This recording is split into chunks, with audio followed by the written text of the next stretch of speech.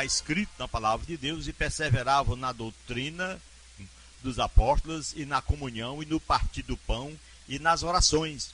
E em cada alma havia temor, e muitas maravilhas e sinais se faziam pelos apóstolos. Todos os que criam estavam juntos e tinham tudo em comum.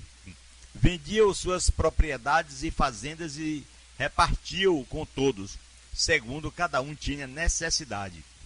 E perseverando unânime todos os dias no templo, partindo o pão em casa, comiam juntos com alegria e singeleza de coração, louvando a Deus e caindo na graça de todo o povo. E todos os dias acrescentava o Senhor à igreja aqueles que se haviam de salvar. O fogo arderá continuamente sobre o altar, não se apagará.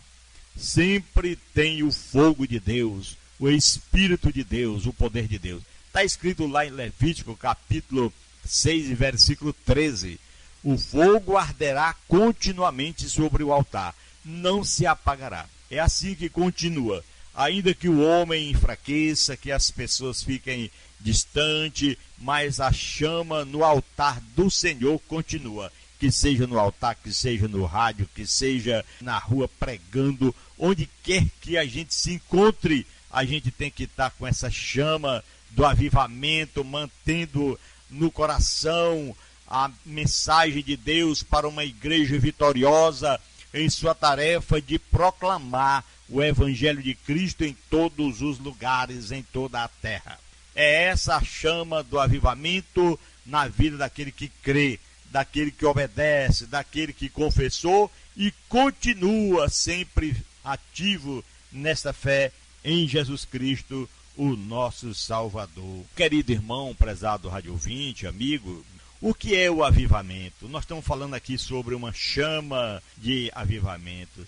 Podemos descrever para você sobre uma definição de avivamento, que é a aquisição, o retorno e a conservação da vida espiritual em toda a plenitude. Essa aquisição para o que jamais experimentou o avivamento é um retorno para o que havia perdido. O avivamento leva o crente, aquela pessoa que crê, a ter uma vida mais espiritual, mais próxima do Senhor, uma vida frutífera, poderosa, uma vida submissa à palavra de Deus. Por exemplo, no Antigo Testamento, nós vimos alguns textos que nos mostram avivamentos que registrados eles no Antigo Testamento foi a causa que os motivaram eles serem avivados. Josafá, 2 Crônica, capítulo 20, versículo 1, ele estava ali sempre jejuando, fazendo oração, ele tinha reverência e tinha submissão à palavra de Deus. Isso aí produzia naquele homem e naquele povo que o ouvia, que o seguia, o avivamento. Outro caso, Neemias, capítulo 8, versículo 1 em diante, nos mostra que trazia ele consigo a união, ensino da palavra, adoração a Deus e choro, que é muito importante a pessoa clamar a Deus, orar, chorar, quando sabe que está orando a um Deus que tudo pode e que suas orações estão chegando à presença dele, e você fica feliz e enche-se da graça de Deus ao ponto de chorar em saber que somos homens, mulheres, pessoas, seres humanos insubmissos, às vezes infiéis, mas quando oramos, estamos a clamar diante de Deus, aleluia, o Senhor ouvindo, você sente aquele impacto no coração, a lágrima desce, aleluia. Assim aconteceu com Neemias, a união que estava no seu coração, na sua vida, o ensino da palavra de Deus, a adoração a Deus, e vinha, portanto, o choro. Outro exemplo era Josias. Josias, lá em 2 Reis, capítulo 22, do versículo 1 em diante, que mostra ali a reforma, que é o encontro da palavra, é o arrependimento, uma humilhação, um choro, aquele homem que estava sempre proclamando reforma, encontro com Deus, encontro da palavra, mostrando que havia necessidade de um arrependimento, que era necessário o homem se humilhar, chorar diante de um Deus que tudo pode. Outro exemplo também no Velho Testamento foi Ezequias. Lá em 2 Crônicas, capítulo 31, versículo 27, a conservação da palavra, purificação. Me faz lembrar daquele momento que ele recebeu, aleluia, aquela mensagem: conserta a tua casa que tu vai morrer. E ele disse: ser servido, Senhor, do teu servo, aleluia, que eu tenho andado em tua presença como deveria andar. O profeta que levou aquela mensagem já ia lá no pátio da casa, ele volta agora, Jesus Cristo fala ao seu coração e diz: volta para ele, e diz a ele que eu aumentei para ele 15 anos de vida. Essa purificação, essa vida purificada, essa comunhão com Deus, aleluia, esse avivamento que traz na vida do crente de jejum, de oração, de reverência, de submissão à palavra de Deus, de união, de ensino da palavra, adoração a Deus, choro, aleluia, é uma reforma, é o encontro da palavra, o encontro com arrependimento, a humilhação e choro diante do Senhor. Ezequias estava com tudo isso e estava ali numa vida de purificação. Manassés, outro exemplo, lá em 2 Crônicas, capítulo 33, aleluia, a oração de arrependimento. Era Manassés que orava com aquele arrependimento de humilhação e retorno a Deus. Então tudo isso aqui nos mostra, aleluia, o que é o avivamento. Que a gente pode definir as coisas lá do Velho Testamento, que nós vemos alguns avivamentos registrados do Antigo Testamento e as causas que os motivaram. E hoje, meu irmão, o que está nos levando o arrependimento no Novo Testamento começou com a descida do Espírito Santo, no dia de Pentecoste, em cumprimento à promessa feita por Jesus Cristo, capítulo 24 e versículo 49 de Lucas, em Atos capítulo 1 e outros, capítulo 2 e 4 de Atos, resultado daqueles que receberam do Espírito Santo, porque desce esse Espírito e traz o avivamento. Algumas mudanças ocorreram na vida dos discípulos. O que está acontecendo conosco nesses últimos dias? Naquela época acontecia tudo isso no Velho Testamento, e hoje que nós temos a pessoa do Espírito Santo, hoje que nós temos o registro da Bíblia Sagrada, da morte, do sofrimento e da ressurreição de Jesus Cristo, o que isso implica na vida pessoal.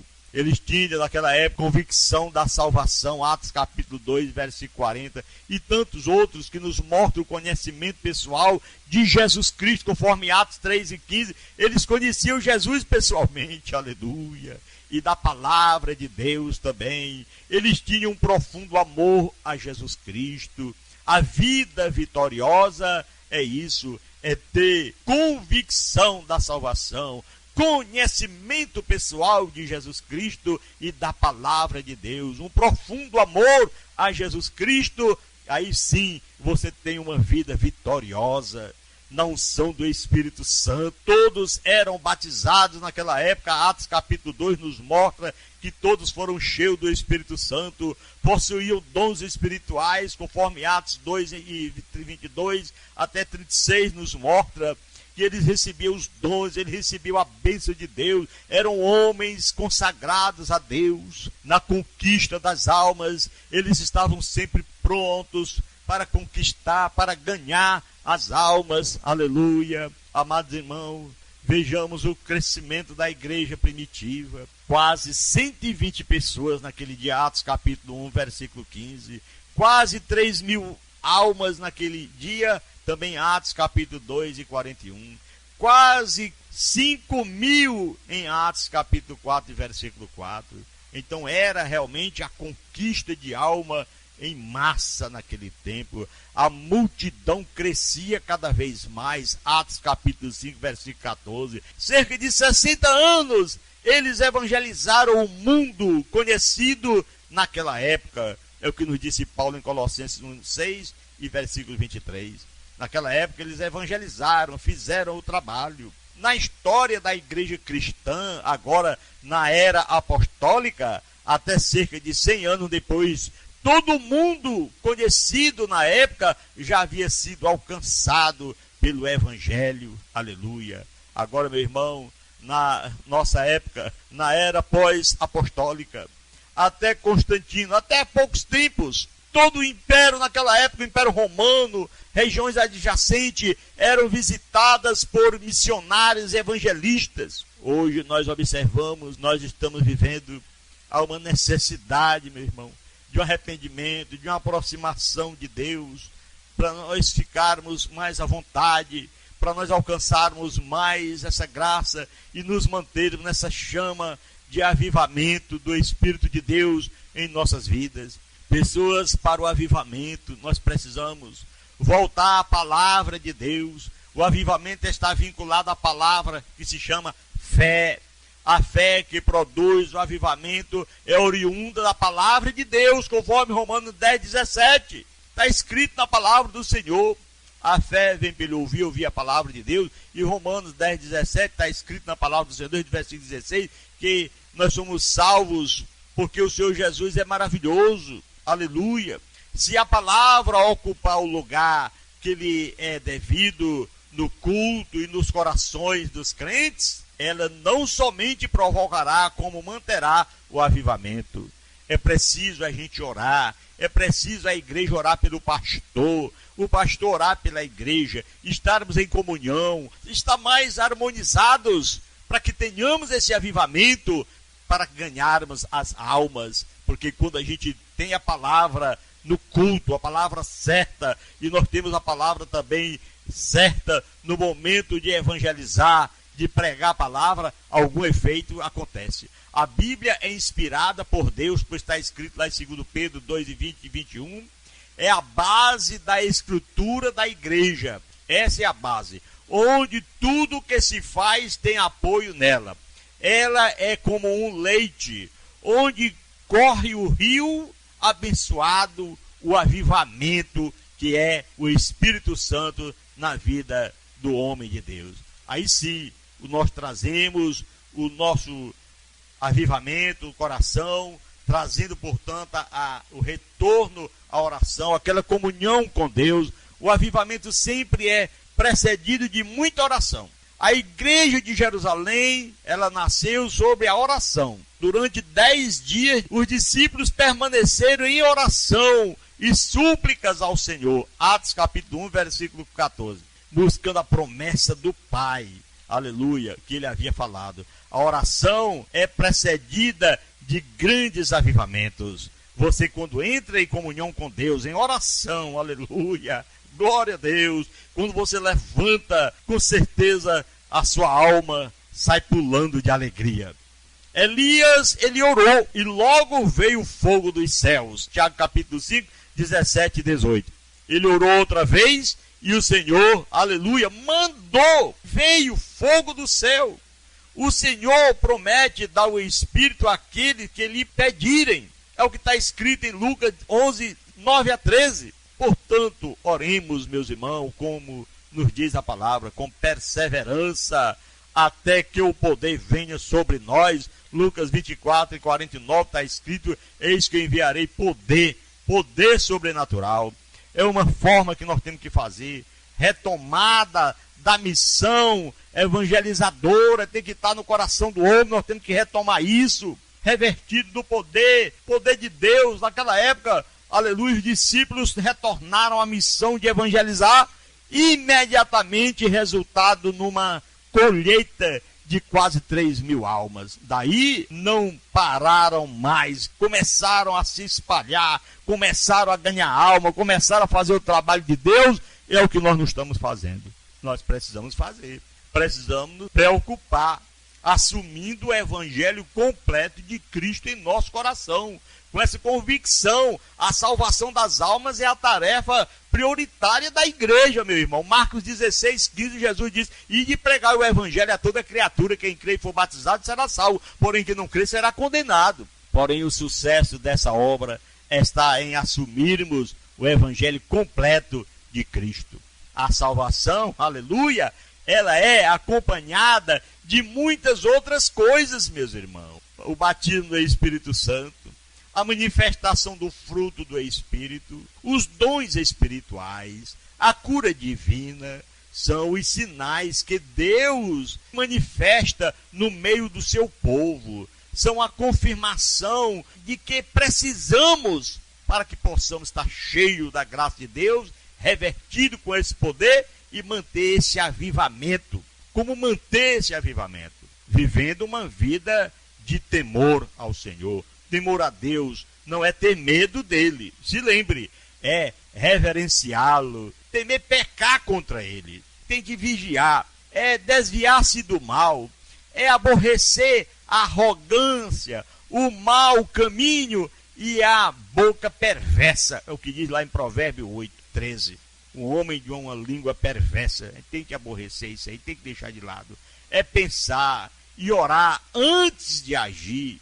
Avivamento e temor estão intimamente ligados. Havia temor na igreja primitiva, Atos capítulo 2, versículo 43. Por isso os sinais estavam ali, permanente. E a igreja andava no temor do Senhor. A consolação do Espírito Santo tinha ali com ele. Muitas almas experimentaram o avivamento prometido pela palavra do Senhor. Aconteceu. Perseverando no estudo da palavra, se nós fizermos também, a igreja de Jerusalém recebia constantemente o modelo e tudo que Deus queria para que pudesse ter uma vida tranquila. Assim também nós temos que fazer.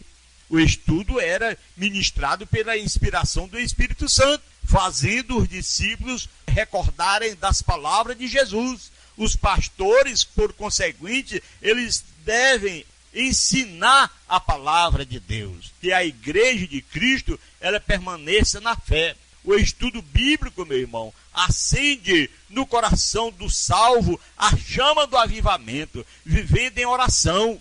A igreja em Jerusalém orou, recebeu o avivamento, continuou orando e o avivamento se manteve. Todo o poder aconteceu naquela época e tudo pode mudar hoje, mas este método não muda. Temos que pagar o preço, ler a palavra, entrar em jejum e oração. Se a sua igreja deseja realmente o avivamento, se você é como um membro que precisa de avivamento, entre por esse caminho de oração, tá bom?